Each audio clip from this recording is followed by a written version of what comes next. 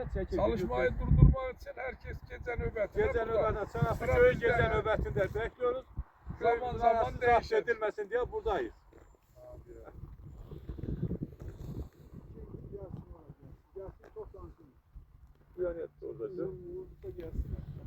Ya zaten sırayla köylüler nöbetler kadar beklediler. Sabaha kadar işin sonu yok. Devlet öyle hayvancılık sorunu getirmeye çalışıyor. Şimdi hayvan alanımız, hayvanlarımızın merası. Yeter, küçük eve verildik orman. Yetmiyor, devlet şimdi burayı da elimizden zorla zapt etmeye çalışıyor. Kendi aralarında evrak düzenleyerek. Kendi aralarında, hayır. Kendi aralarında. Yeni bir rant kavgası çıkartacaklar. Evet.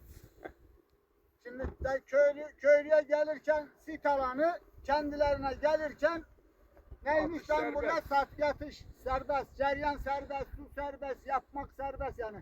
Nedir bu rezillik? Bu rezillik olur mu böyle bir şey? Kendilerine gelince var, köylüye gelince yok. Hayır.